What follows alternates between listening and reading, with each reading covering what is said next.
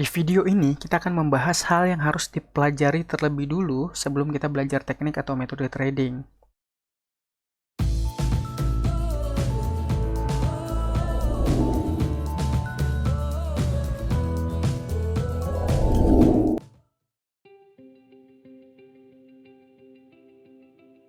Untuk bisa menjadi seorang trader, kita harus memiliki modal 3M, yaitu mindset, money management, dan metode. Jika 3M-nya benar dan seiring pengalaman kita bertambah, kita akan punya 4M, dengan M yang keempat yaitu mental trading. Nggak punya 1M aja bisa membuat trading kita berantakan dan nggak profitable, apalagi cuma punya 1M. Banyaknya yang baru belajar trading, apalagi belajarnya otodidak, cuma tahu 1M doang, yaitu metode. Jadi langsung aja kita akan bahas M yang pertama, yaitu mindset. Mindset ini adalah pondasi yang paling penting bagi seorang trader. Mindset ini artinya pola pikir. Kalau kita belum punya mindset yang benar ketika trading, mau sebanyak dan sejago apapun kita memahami analisa teknikal, kita tidak akan pernah bisa menghasilkan profit. Mindset pertama, trading bukan jalan pintas untuk kaya. Dengan trading kita nggak bisa kaya dengan instan. Kalau mau bertahan lama di industri ini, lakukan trading ini seperti menjalankan bisnis atau investasi. Kita harus punya perencanaan, berapa batasan resiko yang harus ditetapkan, berapa keuntungan yang harus diambil, dan disiplin menjalankan rencana yang kita buat. Dan itu nggak semudah seperti yang dibayangkan. Trading itu pekerjaan cerdas yang membutuhkan kerja keras. Jadi jangan mengharapkan keberuntungan semata, sampai kita abai terhadap pengelolaan risiko. Karena mengharap modal kecil jadi besar dalam waktu singkat, itu namanya gambling. Banyak yang seperti itu, tapi hasil akhirnya bukan keuntungan yang didapat, malah kerugian. Buat apa Anda untung besar, ratusan persen, bahkan ribuan persen per bulan? Bahkan ada yang cuma hitungan hari bisa ratusan persen, tapi besoknya akun Anda malah margin call. Lusanya juga sama margin call. Sampai kalau dihitung-hitung, kerugiannya lebih besar daripada keuntungan yang pernah didapat. Ada yang seperti itu. Ruginya dapat, profitnya cuma numpang lewat doang, profitnya cuma hiasan akun history di akun trading doang. Udah gitu, psikologi trading jadi rusak. Ada juga yang profit terus, puluhan kali profit beruntun, sekali trading bisa beberapa transaksi bahkan sampai puluhan. Tapi ambilnya sedikit-sedikit, kesannya banyak transaksi trading yang profit. Tapi giliran dapat loss, semua transaksi profitnya habis. Ada juga yang seperti itu. Jadi itulah kenapa kita harus punya mindset yang benar teman-teman. Supaya kita tahu, kita itu lagi ngapain, berdagang atau berjudi. Kalau berdagang hasil akhirnya bisa untung. Tapi kalau berjudi, hasil akhirnya pasti rugi. Mindset kedua, tidak ada metode trading yang sempurna. Kita trading dengan metode support resistance bisa profit, tetapi akan ada masanya kita juga akan loss. Trading dengan metode Fibonacci juga sama, kita bisa profit dan loss juga. Dengan teknik pivot point juga begitu, bisa loss, bisa profit. Mau pakai 3 teknik dikombinasikan juga sama kok. Bisa profit dan pasti akan ada loss-nya. Semua metode punya data statistiknya masing-masing, punya win rate masing-masing, maka sebaiknya pilih satu metode saja untuk satu akun trading. Tugas kita saat baru memulai trading adalah bukan untuk profit dulu, tapi untuk melatih emosi, melatih kedisiplinan, menimba pengalaman, dan satu hal lagi yaitu untuk mengumpulkan data. Jadi misalkan kita pakai metode support dan resistance, kita harus disiplin menjalankan aturan-aturannya, di mana harus entry buy, entry sell, di mana harus menempatkan stop loss dan take profit. Kemudian kita lihat misalnya di dalam 100 transaksi, berapa transaksi trading yang menghasilkan profit, loss-nya berapa transaksi, win rate-nya berapa persen, berapa kali loss beruntun, dan berapa dolar loss terbesar yang pernah dicapai, atau istilahnya drawdown-nya itu berapa persen. Kalau datanya bagus, ya kita lanjut menggunakan metode itu. Tes lagi sampai 1 tahun sebelum tambah deposit misalnya. Kalau teman-teman melakukan ini dengan benar, teman-teman akan sangat mempersingkat waktu proses belajar teman-teman di bisnis forex ini. Sayangnya ini tidak mudah. Kalau diperlukan, teman-teman bisa cari mentor yang berbayar lebih bagus untuk mendampingi proses belajar teman-teman.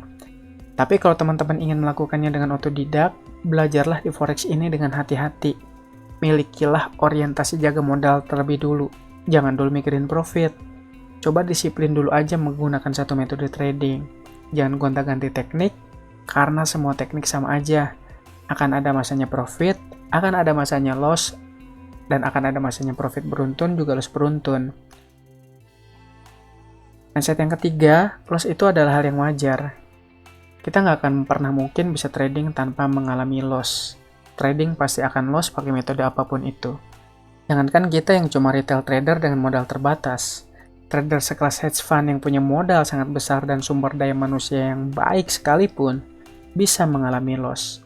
Tinggal kita harus tahu mana loss yang baik dan mana loss yang tidak baik. Loss yang baik adalah loss yang terukur dan terencana yang bisa membatasi kerugian kita ketika trading.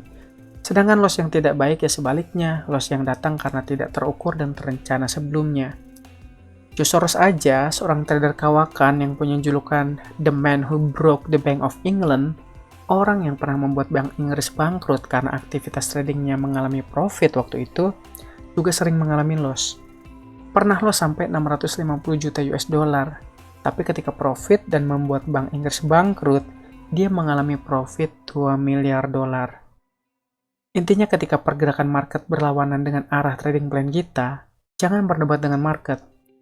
Jangan tahan-tahan kerugian, karena jika terjadi pergerakan anomali di market, mau modal berapapun bisa ludes. Transaksi trading loss jangan Anda tahan berhari-hari, berminggu-minggu, apalagi berbulan-bulan, karena Anda berharap keadaan berbalik dari yang tadinya loss bisa menjadi profit. Apalagi kalau sampai melakukan deposit karena margin sudah menipis. Cara trading seperti itu bukanlah cara trading yang baik. Lebih baik ambil loss kecil-kecil, tapi ketika profit datang, semua loss yang ada terbayar oleh transaksi profit. Daripada sebaliknya, profit kecil-kecil, sekalinya mengalami loss, profit yang ada terbuang begitu saja. Nah, itu tadi kita sudah membahas M yang pertama, yaitu mindset. Sekarang kita akan bahas M yang kedua. M yang kedua adalah money management.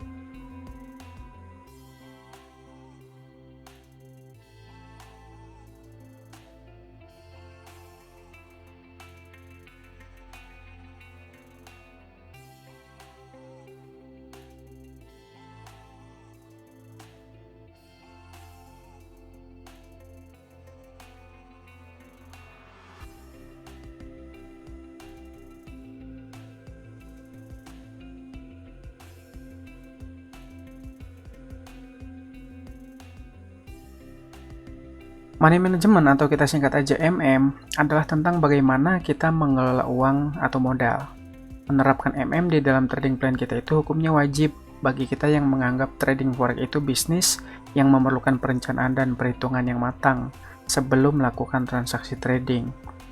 Ketika trading, kita bisa mengatur resiko sesuai dengan keinginan kita. Ada aturan emas di kalangan trader profesional, yaitu jangan pernah meresikokan uang atau modal kita lebih dari 2% per transaksi trading. Kalau kita mengikuti aturan emas itu, besar kemungkinan kita akan survive di bisnis trading forex ini. Kenapa kita harus memakai resiko 2% per trade? Ketika trading, itu ada yang namanya sistem distribusi profit dan loss. Dan distribusi profit loss ini sifatnya acak. Ada trader profesional kelas dunia namanya Peter Lynch pernah berkata, artinya kurang lebih dia bilang begini, di bisnis ini, lu udah bagus kalau lu bisa benar 6 kali dari 10 kali keputusan yang lu ambil. Dan lu nggak akan pernah bisa benar 9 kali dari 10 kali. Meskipun Peter Lynch ini seorang trader saham, tapi pada dasarnya prinsip ini juga bisa berlaku di trading forex. Artinya kalau kita trading win rate-nya 60% itu udah bagus. Jangankan 60%, di trading forex kita punya win rate 50% aja masih bisa profit. Kalau kita menggunakan rasio risk reward yang baik. Pakai rasio risk reward 1/2 misalnya.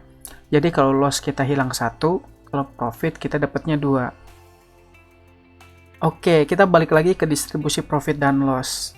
Kita ambil contoh seandainya kita punya win rate 60%. Artinya di dalam 100 kali transaksi trading, kita punya 60 transaksi profit dan 40 transaksi loss. Ini baru 100 transaksi dengan win rate 60% yang mana ini udah bagus. kita mengalami 40 kali transaksi loss. Dan faktanya, distribusi profit dan loss ini susunannya acak. Kita sangat mungkin dapat 10 transaksi loss beruntun. Jadi apa kabarnya kalau kita trading nggak pakai money management dan risk management, yang baru 5 kali trading loss aja akunnya udah tewas. Padahal sebenarnya kita pakai metode dengan win rate yang udah bagus. Cuma 10 kali transaksi di awal atau ada 10 transaksi beruntun metodenya sedang nggak bekerja dengan baik. Padahal kalau kita lanjut terus sampai 100 transaksi, totalnya kita profit 60 kali dan loss-nya 40 kali. Kalau distribusi profit dan loss, ini kita nggak bisa atur. Ada waktunya loss beruntun, ada waktunya profit beruntun, ada waktunya profit dan loss bergantian. Nah, itu kenapa di awal kita harus tahu datanya dulu ketika menggunakan suatu metode trading. Tentunya dengan menerapkan money management yang baik dan benar yang akan kita bahas sebentar lagi. Jadi gitu teman-teman. Bayangkan setahun kita trading berapa kali? Lebih dari 100. Win rate-nya 60%. Akan ada lebih dari 40 kali transaksi trading yang loss, ya kita harus siap menyambut kedatangan loss yang beruntun itu. Jadi ini penting untuk teman-teman ketahui. Ya, gimana kalau win rate-nya 50%? Ya akan lebih banyak lagi nantinya loss yang akan kita dapatkan. Oke, kita akan bahas MM dan RM yang baik itu seperti apa.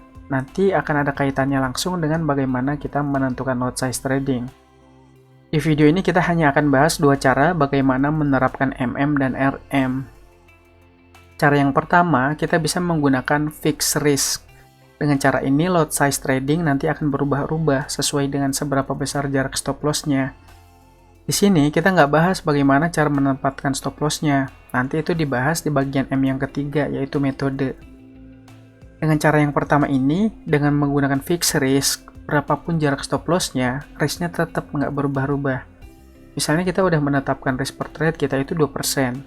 Mau jarak stop loss-nya 50 pips, 100 pips, 20 pips, resiko yang kita gunakan tetap 2% atau di sekitaran 2%. Jadi perhitungannya begini. Misalkan modal kita 1000 US dollar, 2% dari 1000 US dollar itu berarti 20 dolar. Jadi rumusnya, besar resiko dalam bentuk uang, bukan dalam bentuk persentase, dibagi jarak stop loss dalam hitungan points. Kalau kita trading dan metode trading kita bilang kita harus buy euro USD dan menempatkan stop loss-nya 20 pips. 1 pips itu 10 points. Jadi kalau 20 pips dirubah ke points tinggal 20 kali 10 sama dengan 200 points. Berarti resiko 20 dolar, resiko dalam bentuk uang dibagi 200 poin sama dengan 0,1. Nah, inilah jumlah lot size trading yang harus kita gunakan kalau stop loss-nya 20 pips dengan modal 1000 US dollar. Kalau stop loss-nya 50 pips, berarti tinggal 20 dibagi 500 poin, sama dengan 0,04. Lot size trading yang harus kita gunakan, kalau stop loss-nya 50 pips, modalnya 1000 US dollar adalah 0,04 lot. Kurang lebih seperti itu. Ini contoh kalau kita trading di pair mayor yang bersinggungan langsung dengan USD. Misalnya Euro USD, GBP USD, dan lain-lain. Kalau kita trading di pair yang bersinggungan dengan JPY, perhitungan risk aktualnya nggak bulat ya angkanya. Misal kalau kita resikonya 20 US dollar, tradingnya di pair yang ada JPY-nya, bisa jadi aktual risk-nya 19, sekian dolar atau bisa 20 dolar, sekian lebih sedikit. Di cross pair juga akan sama kasusnya. Dengan cara seperti ini, untuk bisa margin call atau modalnya habis, kita harus mengalami loss 50 kali berturut-turut. Yang mana hal itu kemungkinannya sangat kecil sekali terjadi. Apalagi kalau kita pakai risiko 1% per trade. Kita butuh 100 transaksi loss berturut-turut. Gitu. Jadi ini yang disebut pertahanan yang hebat. Kalau kata Paul Tudor Jones, trading itu kita harus punya pertahanan yang hebat. Oke, cara yang kedua, kita bisa menggunakan fixed lot. Dari segi perhitungan, cara kedua ini lebih simple. Teman-teman nggak usah menghitung lot size setiap kali akan melakukan transaksi. Kalau mau pakai lot yang high risk, teman-teman tinggal hitung modal dibagi 10.000. Artinya ketahanan modal teman-teman itu 10.000 points. Kalau kita pakai modal 1000 US dollar, berarti 1000 dibagi 10.000 sama dengan 0,1 lot yang kita gunakan. Kalau mau perhitungan yang lebih aman, teman-teman bisa pakai perhitungan modal trading dibagi 20.000.